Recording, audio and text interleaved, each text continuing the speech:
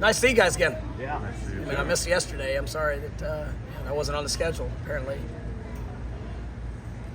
Set a schedule with me having a day off from getting to see y'all. But no, it was a good last couple of days. I thought today was, we've had two very physical, tough, kind of grueling practices just with what we were looking for.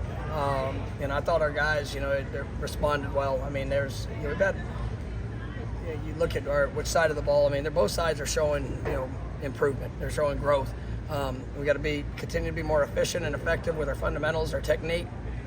I like the playmaking that is happening on both sides, and but as we continue to go through this, it's that constant push, right? That when you feel good, when everything's going your way, and you got to continue to elevate your game. Whenever you get knocked down, you got to understand how to respond and go and make the next play better. And just really like this team. I like the way they're working. We still got a long way to go, until we're ready for kickoff in game one. But it's they're working. They're working the way that I was hopeful that they would work, and I see that confidence continuing to grow. Byron Turner. Love you too, buddy. Byron Turner, someone that you praised off of the scrimmage. Has he carried that over the last couple of days, especially today? He has. Byron is somebody that we needed to step up. He was kind of one of those guys that, I don't know if I've said it publicly, but it was kind of one of those guys we're looking at.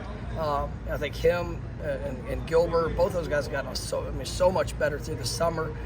With what we're doing, Byron dealt with some injuries last year, so it kind of hurt him a little bit on just his progression of development. But man, he is explosive. He was one of the, going back and watching the film from the scrimmage, he was one of the, I'd say, stars of the scrimmage just for how impactful he was. I mean, disruptive, was disruptive in the run game. Obviously showed some explosiveness in the passing game, getting to the quarterback.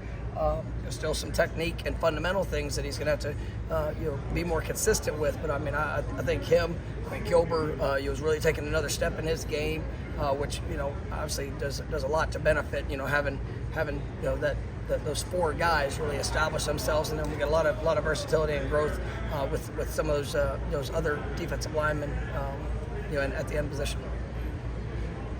Coach Johnson was talking about where you guys are on the timeline of install, but when it comes to installing new plays, are these things that you've had in mind, maybe from years past, were these new ideas and concepts? I try to group things, as I plan a fall camp, of different situations. So we try to install according to situation as much as possible. But then there's sometimes that we'll see something that.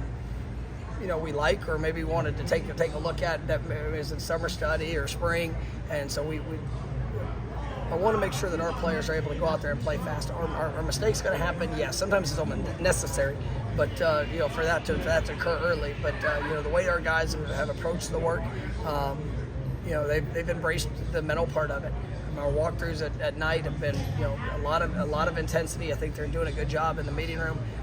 We're not having just a ton of busts that are showing up now. Technical things that we got to be better at, but we're some of the newcomers. It's a lot for them, but I think they've done a really nice job, and I like how our installation is going, and we'll continue to build towards that all the way to the first game. What is the second part of camp about? You guys kind of hit the half. Getting better. That's it. It's the same thing as the first part was.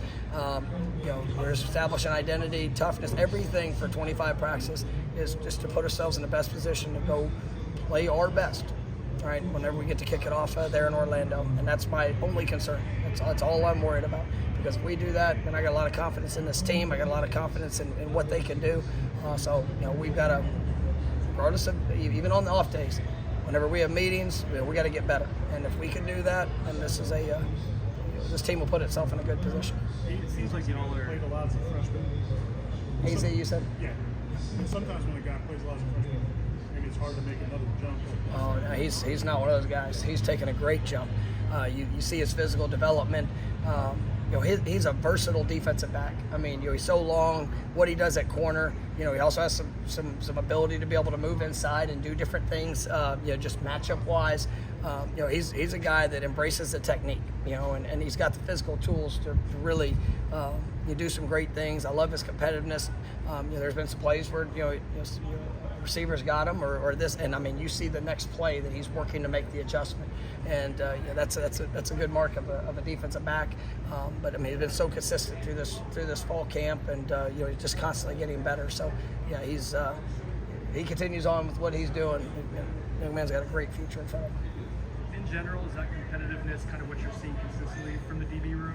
Yeah, and they have to. There's so many talented guys. I mean, you look. What was it?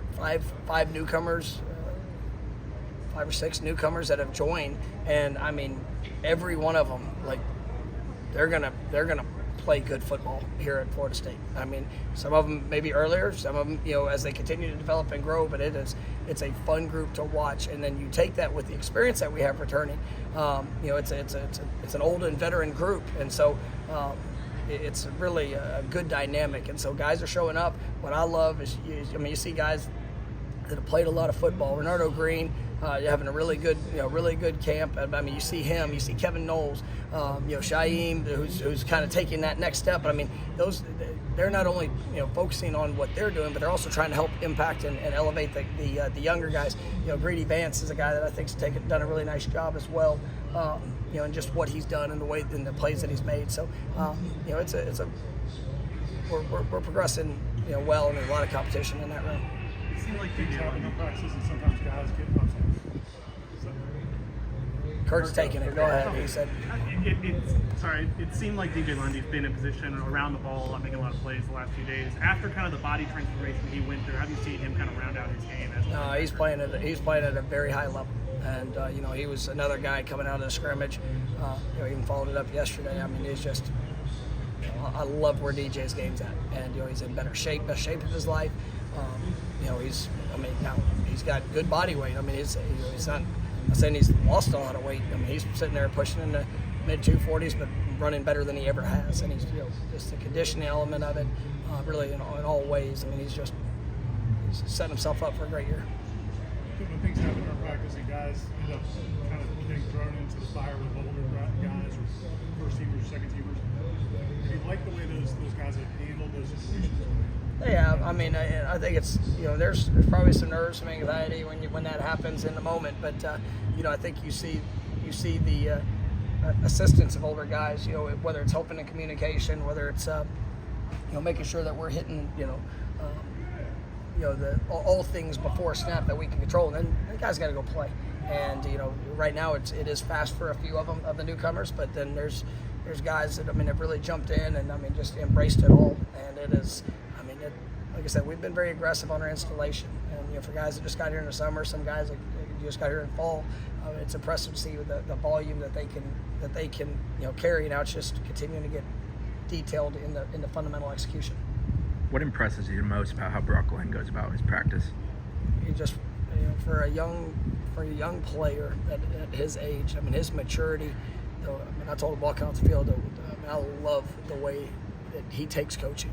It's a constant challenge to himself, but he is looking for all things that he can get to be better. And if he makes a mistake, you usually don't see him make it again. And that is a great trait for a young man. He's got talent, he's got ability, but you're really seeing him take another step in his game here early in his career, just because of the way that he's working, and he doesn't let anything really rattle him.